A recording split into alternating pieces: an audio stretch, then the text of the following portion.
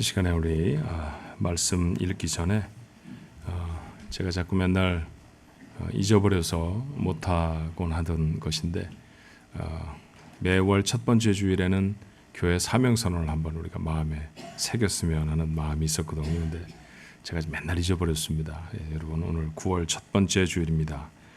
여러분 주보를 여시면 1페이지에 1번이라고 되어 있는 페이지에 우리 교회 사명선언이 있죠. 자, 우리 마음에 담으면서 한번 같이 읽어볼까요? 자, 시작. 상황중앙 장로교회는 하나님의 영광을 위하여 하나님께 예배드리며 사랑으로 교제하며 예수님의 제자가 되어 삶으로 복음을 전파하는 하나님의 백성입니다. 아멘. 그렇게 되기를 바랍니다. 자, 오늘 주시는 하나님의 말씀 고린도전서 13장의 말씀입니다. 고린도전서 13장 13절 말씀입니다. 그런즉 믿음, 소망, 사랑 이 세 가지는 항상 있을 것인데 그 중에 제일은 사랑이라. 아멘. 아멘. 아름다운 말씀입니다. 제게 참 은혜가 되는 시간입니다. 저를 가르쳐 주셨던 은사 교수님이 미국을 방문하시게 돼서 강권에서 저에게 와서 말씀을 전해 주십사 부탁을 드렸어요. 제게 역사적인 관점에 눈을 뜨게 해주시고 교회 역사를 통해서 하나님의 비전을 발견하게 해주신 정말 제게는 잊을 수 없는 고마운 은사 교수님이십니다. 심창섭 교수님. 지금은 가르치시는 자리에서 은퇴하셨지만 보통 현역 목사님들보다 더 열심히 설교하시는 모습이 제자들에게 얼마나 귀감이 되는 분인지 몰라요. 고린도전서 13장 13절을 본문의 말씀으로 교회의 최고 상품 주시는 말씀에 여러분 크신 은혜가 있기를 바랍니다.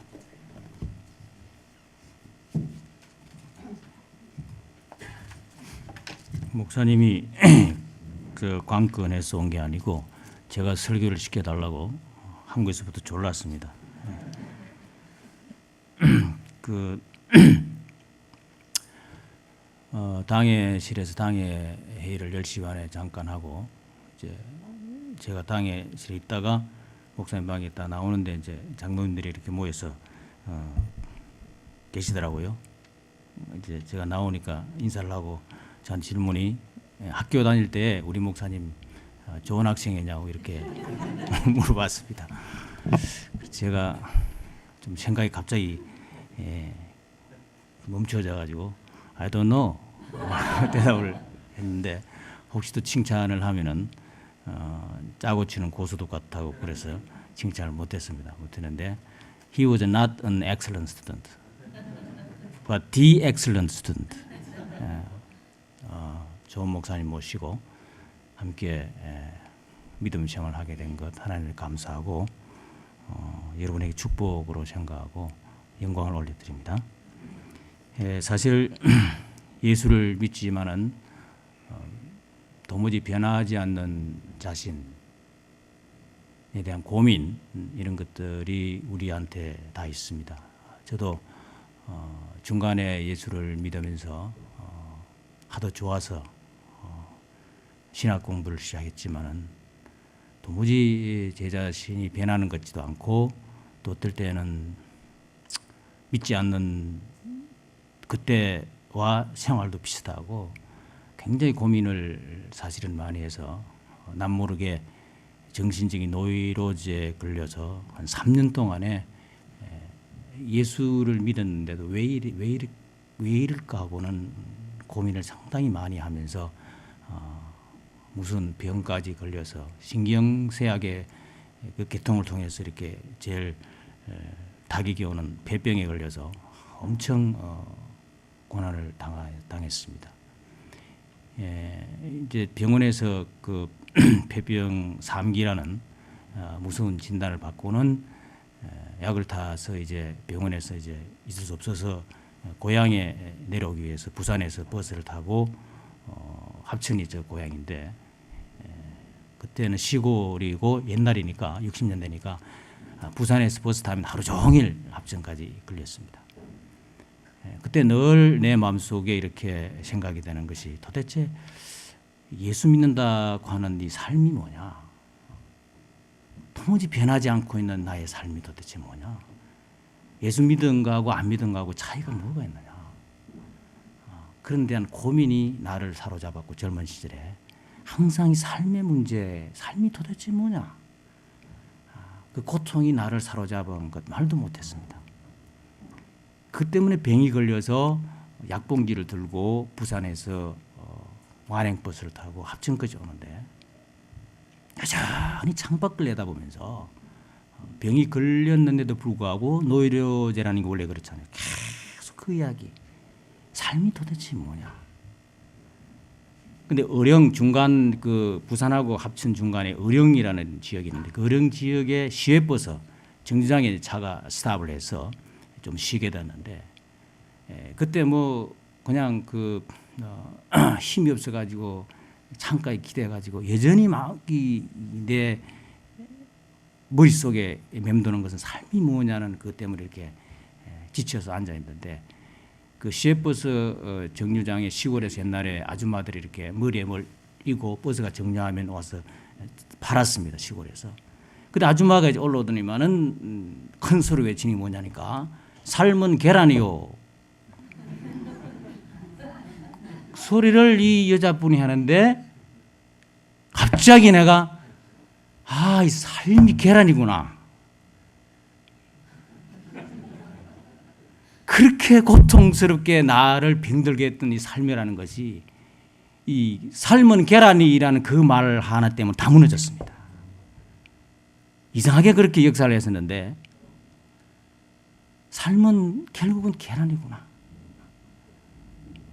삶은 계란이 아니고 삶은 계란이구나. 이 계란이라는 게 잘 서질 않습니다. 아무리 세워도 세웠다 하는 그 순간에 넘어지고 어릴 때 방바닥에 수없이 계란을 세우려고 노력했지만 이 계란이 세워지지 않아요. 그냥 세우는 순간에 넘어지고 순간에 넘어지고 또 넘어지고 또 넘어지고 그 계란이 넘어지는 그 순간에 이 손가락을 계란 옆에 이렇게 갖다 세워주면 그 계란이 손가락을 지탱하고 넘어지지 않습니다. 장사하는 아줌마의 그 한마디였지만은 엄청 큰 것을 저는 깨달았습니다. 내가 이렇게 변하지 않고 고민하고 하는 거, 내 스스로 도무지 해결할 수 없는 나 자신의 모습, 내가 예수님이 버팀목에 되어서 기대고 있지 않으면은 불가능한 것이 예수 믿는 사람의 삶이로구나. 그때 제가 깨달았습니다. 사랑하는 여러분, 예수님이 여러분을 지탱해 주기 때문에 우리의 삶이 유지가 되는 줄로 압니다. 아무리 똑똑한 사람도, 아무리 유능한 사람도, 아무리 예수를 많이 믿어도 오래 믿어도 넘어지고 또 넘어지고 일어서고 끝없이 반복되지만은 주님이 여러분의 삶 곁에 버팀목에 되어서 가정을 지키시고 삶을 지키셔서 여러분이 지금까지 오신 줄 알고 감사를 드리며 오늘 아침에 그 주님이 원하시는 교회가 어떤 교회인지 우리가 예수를 믿지만은 확실히 교회에 대한 어떤 아이덴티티를 가지고 예수를 믿어야지 아무리 교회나 믿을 수가 없잖아요. 그래서 우리 교회 공동체가 정말로 만들어내야 할 중요한 트레이드마크, 이 상표가 뭔지 뭐 다 아시겠지만은 정말 성경적으로 확실히 그 근거를 찾아내는 쪽으로 제가 말씀을 함께 나누고자 합니다. 여러분이 아는 것처럼 바울이라는 사람이 고린도라는 데 교회를 세웠고 1년 6개월 동안 사역을 진행했습니다. 아마 바울이 많은 교회를 세웠지만은 고린도라는 교회에서 가장 오랫동안 사역을 했고 전도를 했습니다. 그래서 고린도라는 지역은 그리스 제일 남단에 있는 지역인데 바울이 선교를 그곳에 개척교회를 할 때에 로마에서 그 아골라와 브리스길라라는 원래 예수를 믿었던 분들이 핍박을 받아서 와서 같이 하게 되었고 그다음에 유대인 중에 그 회장이었던 한인 회장처럼 유대인 회장이었던 유소도가 또 예수를 믿게 되었고 팀이 돼가지고 이렇게 신앙생활을 잘 하는데 워낙 교인 숫자가 불어나니까 바울 혼자 감당할 수 없으니까 동역자였던 그 디모데와 실라를 베레아에서 불러내려서 함께 팀 사역을 할 정도로 굉장히 교회가 성장을 했고 1년 6개월 동안 사역하고 나서 바울은 그곳에 사역자들한테 맡기고 그다음에 자기는 바다 건너에 있는 터키 에베소에 와서 다시 사역을 시작을 했습니다.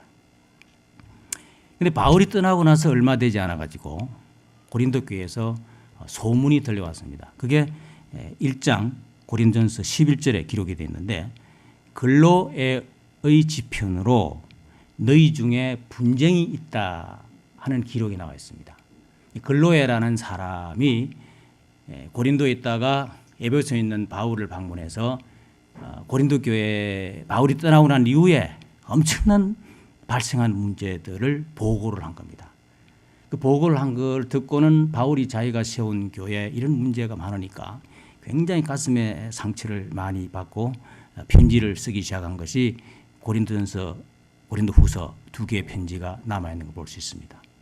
이 고린도전서에 나와 있는 그 글로의 지편으로 들려진 고린도 교회의 그 분쟁의 내용들이 굉장히 복잡해졌는데 우선 그 교회 안에 파당이 생겼습니다. 바울파, 뭐 게바파, 그다음에 아볼라파 이런 그 파들이 형성돼 가지고 한인 교회도 이렇게 신앙생활 하다 보면은 뭐 누구파 이 교회는 물론 없지만은 그런 종교가 많이 생긴 것처럼 바울이 떠나고 나서 여러 사람들이 그룹을 형성돼 가지고 분쟁이 있어 가지고 교회가 어지럽게 되었고 그다음에 이제 개인 생활까지도 막 이렇게 간섭을 하기 시작하면서 문제가 생겼는데 10장에 보면은 그 우상 제물을 먹는 데 대해서 교회 안에 시비가 생겼습니다. 그 고기 덩어리를 이렇게 그 아폴로나 제우스나 이런 신전에 그 제물로 바뀌었던 것이 시장에 나와서 싼 값에 이렇게 팔렸는데 기독교인들이 가난하니까 아이들한테 고기를 먹이기 위해서 비록 우상 앞에 놓여 있지만은 싼 그 고기를 살 수밖에 없는 가난한 교인들이 우상 앞에 놓인 고기를 가지고 집에 와서 먹는데 시장에 가 보니까 돈 많은 기독교인이 그럴 필요 없이 이제 싱싱한 고기를 사는데 같은 신앙을 가지고 있는데 이 가난한 사람들이 와서 그 우상 앞에 놓인 재물을 사는 걸 보고는 엄청 신앙의 상처를 입고는 문제가 되게 됐습니다. 약이 돼가지고. 그래서 교회 안에 그것 때문에 이제 뇌물이 나고 뭐 이게 성경에 기록은 안 돼 있지만은 가난한 사람들은 상처를 얼마나 받겠어요. 우리도 돈 있으면 당신처럼 생고기를 사지 뭐 온갖 말이 다 왔다 갔다 했겠죠. 분쟁이 생겨서 심각한 문제가 일어났고 그 다음에 이제 여자들이 이제 그 11장에 보면 여자들이 교회 나올 때 바울이 머리에다 수건을 쓰고 놓으라 그렇게 했는데 성경에 나와 있는 그 한 그 스토리지만은 그 문화적인 배경이 다 깔려 있습니다. 제가 그 처음에 유학 왔을 때 미시간에는 그로네피드라는 지역에 유학을 왔었는데 그때 초기 한인 교회가 있었는데 조그마한 한인 공동체 100명밖에 안 되는 그 한인들 사이에 이제 세워진 조그마한 교회가 있었는데 거의 이제 교인들이 100명이 거의 다 나왔습니다. 초기니까. 근데 그때 이제 의사 부인이 한 분 계시는데 지금 생각하니까 아무것도 안 해요. 그 의사 부인이 이제 교회에 나오셔가지고는 계속 이렇게 손을 이렇게 자꾸 코를 이렇게 만지고 자꾸 이렇게 이제 하신단 말이에요. 근데 그게 이제 반지가 이게 이제 그 다이아 반지가 이렇게 큰 게 끼어 있는데 이분이 그냥 나오시고 자기는 무심결에도 코를 만지겠지요. 어쨌든 듣는 바에 하면은 반지를 끼고 계속 교회 와서 허공에 손을 흔든다고 그것 때문에 이제 여자분 교인들이 굉장히 마음을 상해가지고 문제가 심각하게 교회에 일어났습니다. 될 수 있으면 이민교회는 교회 나올 때 반지를 안 끼는 게 좋겠다. 끼어도 그냥 다이아 말고 그냥 이런 커플링 같은 거 하면 좋겠다는 생각을 그 뒤에 했었는데 어쨌든 그것 때문에 상처를 입어서 그 의사 네 분이 결국은 교회를 못 나왔습니다. 가슴 아픈 이야기죠. 고린도 교회도 교회 나온 사람들이 이제 좀 돈 많은 사람들이 교회 나올 때 머리 귀걸이도 하고 그리스 사람들이니까 장식도 하고 이렇게 많이 해가지고 나오니까 이 가난한 사람들이 그걸 할 수 없는데 또 그 때문에 또 문제가 생겨가지고 교회가 굉장히 복잡하게 되니까 바울이 할 수 없이 그러면은 여자가 교회 나올 때는 머리를 더블에다 가려버려. 장식이 안 보이게. 그러면 문제가 없는 것 같아서 머리를 가리게 했는데 그것도 머리를 가리는 게 이렇게 성경이 있다고 해서 오늘날도 머리에 여자들이 수건을 쓰고 이렇게 예배를 보는 데도 있고 천주교는 여전히 수건을 쓰고 있고 그러는데 뭐 자꾸전 신앙에는 복잡한데 어쨌든 이 문제가 이제 발생해가지고 심각하게 됐죠. 그다음에 성만찬 예식을 하는데 이 성만찬 예식 때도 성만찬 하기 전에 애찬식을 했습니다. 집에서 이렇게 음식을 가지고 와서 먼저 먹고 나서 그다음에 이제 성만찬을 했는데 그것도 이제 빈부의 차 때문에 문제가 생긴 거예요.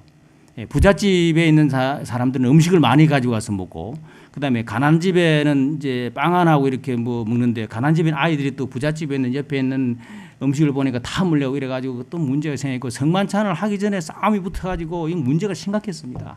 그러니까 바울이 그 고린전서 11장 17절에 보면은 성찬식을 일으켜야 된다고 단호하게 설명을 했는데 그 배경이 뭐냐니까 성찬식을 하기 전에 교인들끼리 분쟁이 생겨서 성찬식도 제대로 못할 정도이기 때문에 바울이 일부러 그 17절 이후에 보면 성찬식에 대한 그 define 그 정의를 해서 성찬식의 그 확실한 근거를 남겼고 그걸 오늘날 이제 성찬식 할 때 목사님들이 이용하는데 그런 문제가 발생하고 뭐 6장에 보니까 교인들끼리 싸워가지고 법에 그 송사람에서 법에 가서 호소를 하고 더 큰 문제가 생겼는데 영적 문제 때문에 생겼습니다. 바울이 떠나고 나서 고린도 교회에 성령이 폭발적으로 그 임해서 은사가 생겼는데 12장에 보면은 무슨 그 말씀 전하는 은사, 예언하는 은사, 가르치는 은사, 그다음 기적, 방언 이런 계시, 통역 은사가 나오는데 이 성령의 은사를 받은 것 때문에 질서가 무너져 가지고 서로 자기가 받은 은사가 크다고 그것 때문에 또 싸움이 붙었습니다.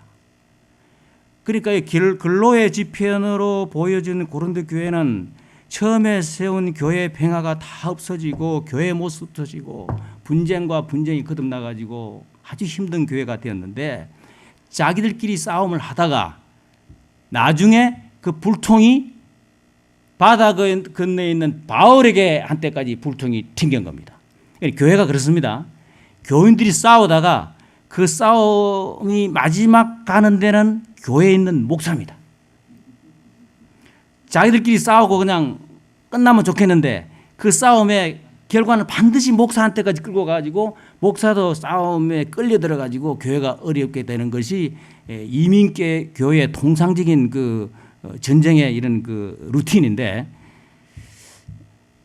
제가 이런 말을 해서 좀 미안합니다만은 이 교회는 물론 안 그런 줄 알고 보통 그렇습니다. 저도 이민계 목회를 한 사람이기 때문에 제가 말씀을 드리는데 어쨌든 그거는 별로 중요한 게 아니고 중요한 것은 바다 건너에 있는 바울에게까지 불통이 튀겨가지고 두 가지 문제를 제기했습니다. 바울이 정말 사도인가?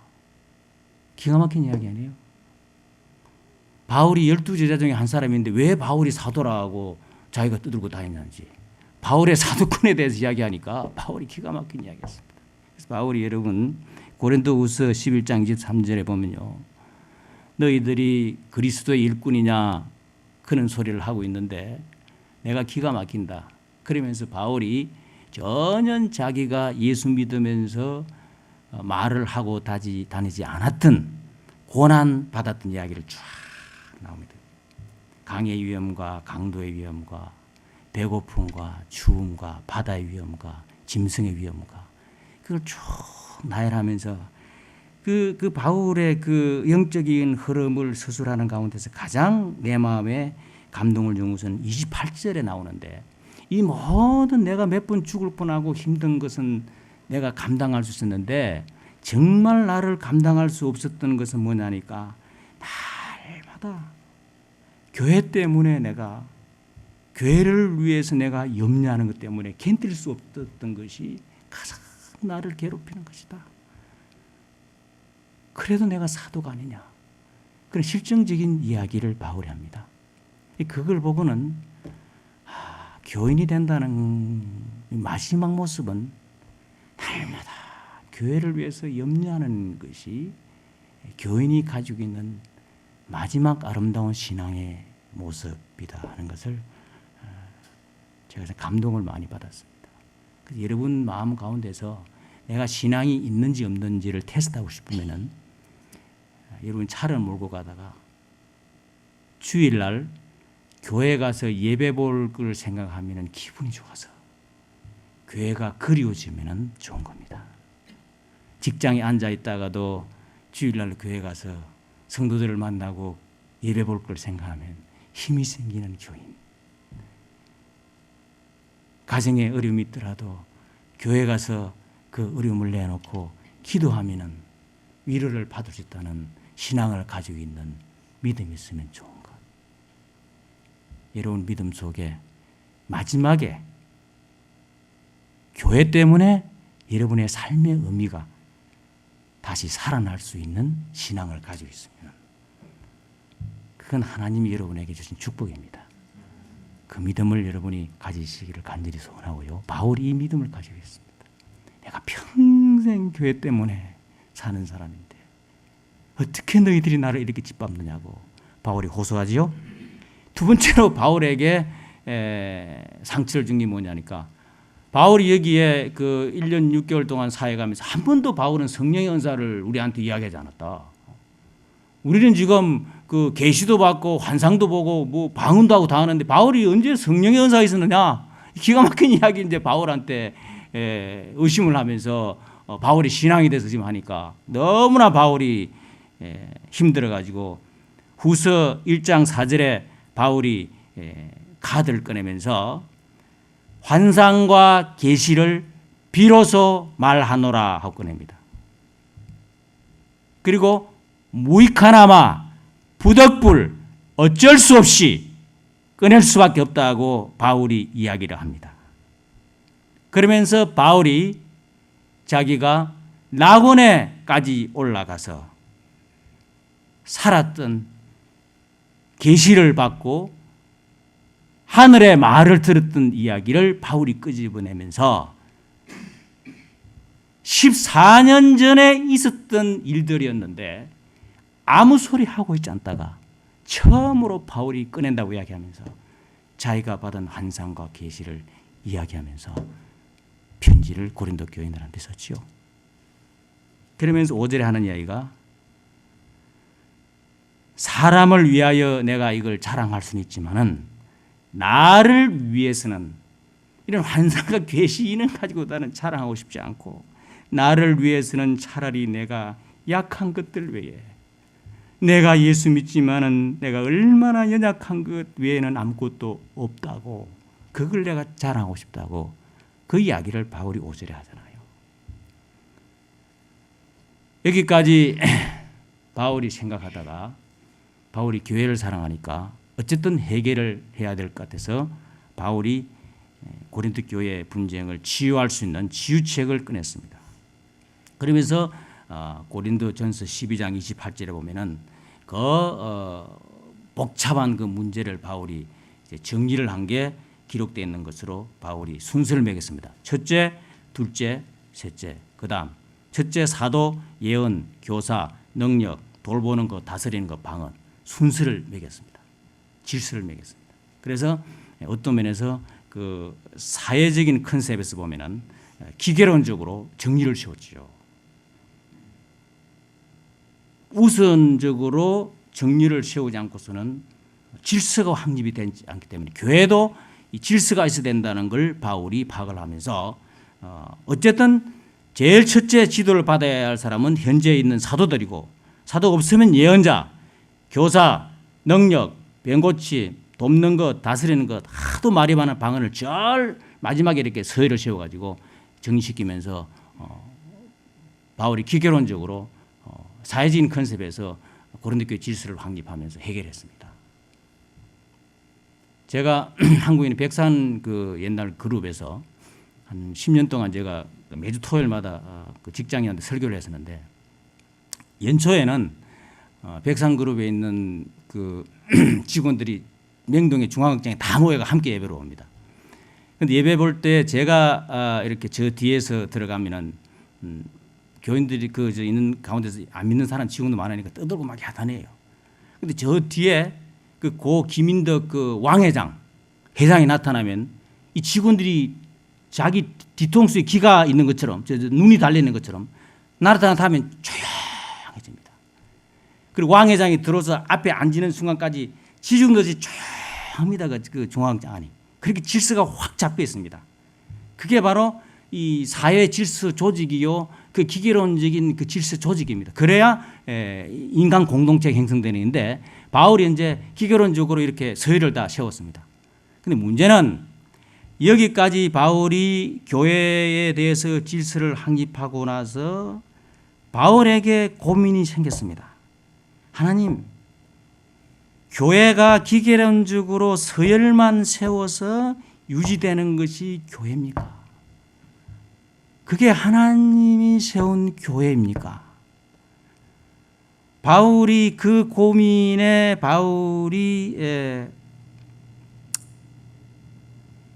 부딪히면서 바울이 꺼낸 카드가 31절에 나와 있는데 이런 말 했습니다. 기계적인 질서를 통해서 사도, 예언, 교사 이렇게 다 세웠지만은 이게 여러분이 가지고 있는 교회 은사 가운데 중요한 질서지만은 너희는 더욱 큰 은사를 삼아라. 내가 또한 가장 좋은 길을 너희에게 보이리라. 이렇게 말했습니다. 그러니까 이 모든 것보다도 더 큰 중요한 은사, 너희들이 사모해야 될 은사, 그리고 너희에게 교회에게 가장 중요한 길, 교회가 반드시 가져야 할 교회의 모습을 드러낼 수 있는 길, 그걸 보여주고 있는데 그게 뭐냐니까 그 다음에 여러분이 잘 아는 13장으로 넘어가면서 사랑장으로 지금 말씀이 연결되어 있잖아요. 기가 막힌 이야기예요. 그 사랑장으로 연결되어 있으면서 사랑장의 제일 마지막 결론이 오늘 읽어드린 믿음, 소망, 사랑, 이 세 가지는 교회 트레이드마크로 영원히 있어야 될 세계 기둥인데 그 중에서 프라이어리티가 사랑이라고 바울이 뽑아서 교회의 모습을 만드는 겁니다. 그게 신약 교회가 있어야 할 가장 중요한, 교회가 만들어내야 할 교회의 모습이고 교회의 존재 이유입니다. 이거 깨지면 다 교회는 교회다워지지 않는다 하는 것이 바울의 지론이었고 말씀의 지론이었습니다. 세 가지가 교회 기둥이죠. 믿음은 뭡니까? 이 바울 신학을 전부 다 엑기스로 짜가지고 정리한 겁니다. 믿음은 과거의 사건을 믿는 건데 예수님이 우리 죄를 위해서 십자가에 못 박혀 돌아가시는 사건을 믿는 것이 믿음이에요. 그거 없으면 교회가 무너집니다. 그 교회 머릿돌이요 터전입니다. 여러분 신앙에서 그거 빠지면 신앙이 출발이 안 됩니다. 소망이 뭡니까? 소망은 미래 주님과 함께 영원히 사는 믿음에 대한 소망, 영생에 대한 소망. 그거 교회 없으면 교회가 문 닫아야죠. 그 교회 머릿돌이고 주축돌입니다. 그래서 과거의 믿음을 가지고 미래를 향해서 존재하는 이 현재 교회, now and here, 여기에 있는 교회가 담아내야 할 가장 교회다운 모습은 사랑이라고. 그걸 바울이 엄청난 경험을 통해서 교회의 모습을 바울이 우리에게 가르치고 교회의 모습으로 바울이 세워준 겁니다. 어떤 사랑일까요? 제 고민을 굉장히 많이 했습니다. 도대체 어떤 사랑일까? 관연론적이고 정신적인 사랑은 절대 바울이 이야기하지 않았습니다.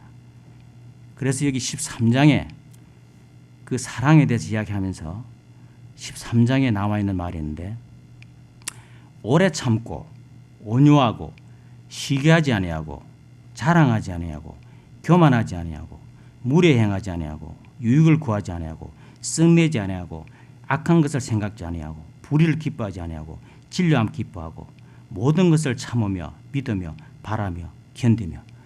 이거 가만히 따져보면 무슨 말이 나니까 결국은 죽으라는 말이에요. 참고 온유하고 시기 안 하고 자랑 안 하고 교만 안 하고 무례 안 하고 유익을 구하지 아니하고 썩내지 아니하고 악한 것을 생각하지 아니하고 결국 죽으라 말입니다. 아까 말씀드린 것처럼 바울이 너희를 위하여 내가 이 계시를 자랑할 수 있으나 나를 위해서는 약한 것들 위에는 내가 자랑할 수 있는 게 아무것도 없다고 말한 것처럼 결국 죽는 겁니다. 바싹 마른 나무처럼 물기 하나 없이 빠졌을 때 그때 나를 통해서 하나님이 이웃을 살리게 되는 겁니다. 그냥 관념적으로 정서적으로 내가 I love you 허가하고 그 정도의 사랑을 바울이 플라토닉적인 그런 이데아적인 사랑을 말한 게 아니고 가장 현실적으로 우리 삶 가운데 이웃을 향해서 희생되는 모습, 그게 교회가 담아내야 할 모습으로 바울이 말했죠. 내가 참으면은 형제가 살고 내가 온유하면은 형제가 화평을 이루게 되고 내가 시기하지 않으면은 형제가 자랑스러워 보이고 내가 자랑하지 않으면 형제가 더 사랑받는 사람이 되고 내가 교만하지 않을 때 형제가 더 위대해 보이는 거고 내가 무례하게 행치 않으면은 다른 사람이 더 행복하게 되는 거고 내가 유익을 구하지 않으면은 다른 사람이 유익을 챙기게 되는 거고 내가 썩내지 않으면 이웃이 상처를 받지 않게 되는 거고 내가 악한 삶을 살지 않으면은 이웃 사람이 선하게 사는 거고 너무 구체적으로 확실한 길을 바울이 우리에게 보여주었고 이게 예수 믿는 사람들이 담아내는 교회의 모습인 것을 바울이 평생 지론을 가지고 고린도 교회를 살리기 위해서 바울이 말씀한 겁니다. 바울에게 나온 이야기가 아니고 바울은 예수 믿는 사람이기 때문에 예수님이 십자가를 지고 돌아가실 때까지 완전히 마른 막대기에 자기를 묶어서 돌아가실 때까지 다 소진해서 쏟아서 없어진 것처럼 사람을 살리기 위해서 교회의 모습은 이렇게 변하지 않으면 사람의 영혼을 구할 수 없다고 바울이 말씀하신 겁니다. 사랑하는 성도 여러분,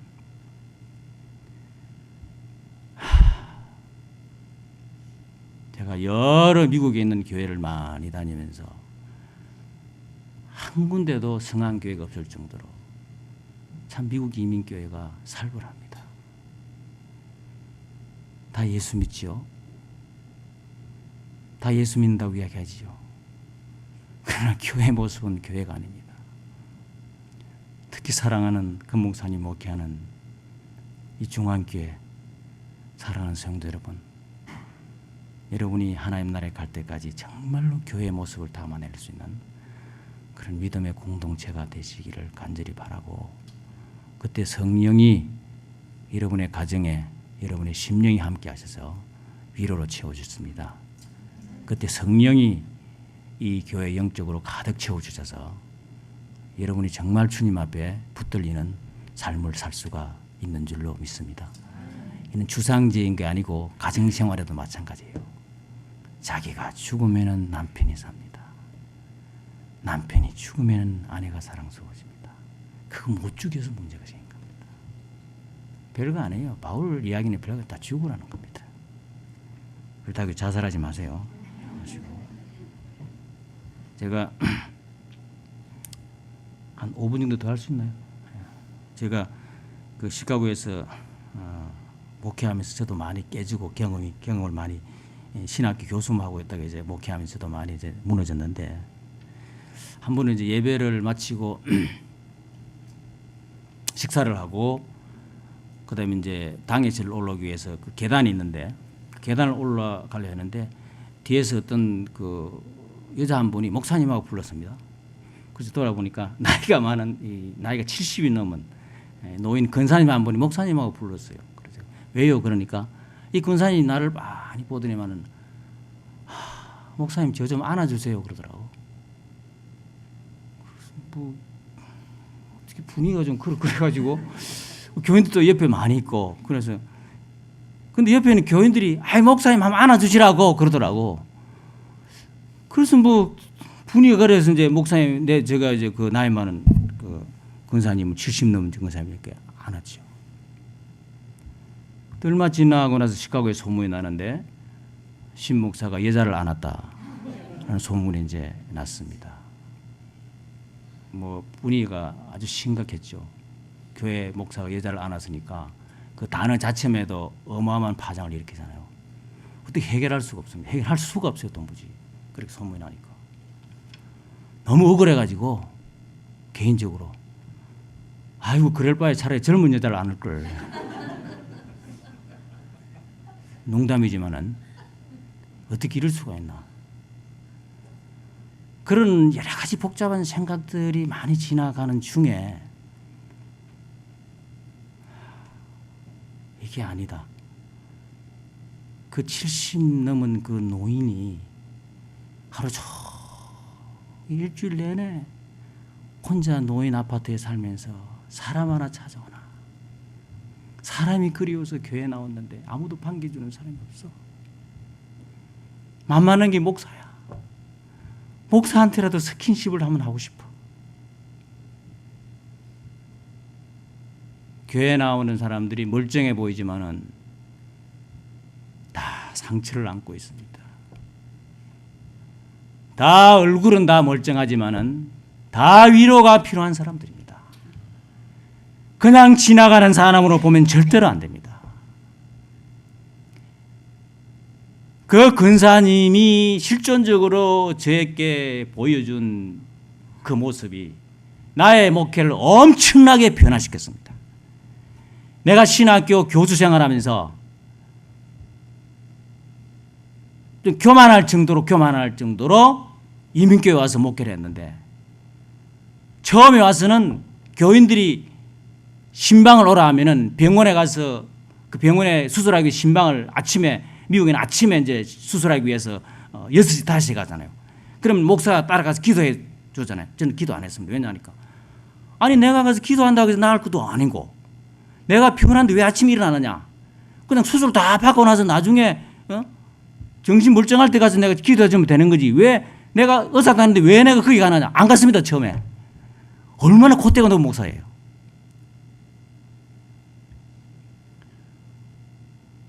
교회가 될 리가 있나요? 제가 다 내려놓고 제가 다 죽고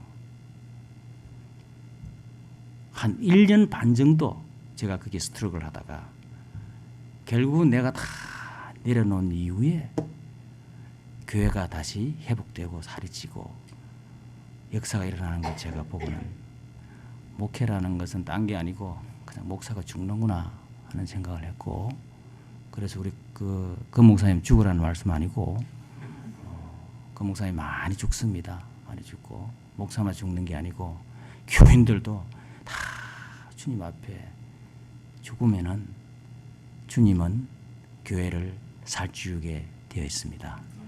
사랑하는 성도 여러분, 제발 여러분 다 훌륭하시고 다 똑똑하고 다 제대로 되는 분들입니다. 제발 교회에서 그냥 살냄새 좀 내세요.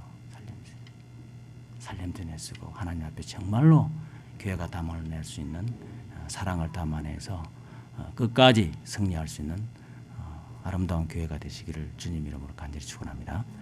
기도하겠습니다. 살아계신 하나님, 이 교회에 보내주신 것 감사하고 함께 믿음의 삶을 살 수 있도록 해주신 것 감사합니다. 우리에게는 힘도 없고 능력이 없습니다.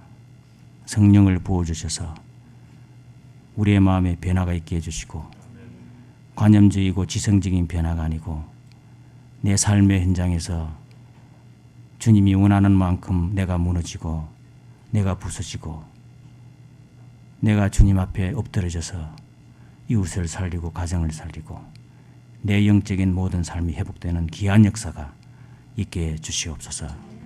죽으면 살고 살면 죽습니다. 우리 다 내려놓고 주님만이 이 가운데 역사하고 살 수 있는, 주님만이 이 가운데 걸어다니고 주님만이 이 가운데 영광을 받을 수 있는 귀한 하나님의 교회가 되게 축복해 주시옵소서. 감사하고 예수님 이름으로 기도합니다. 아멘.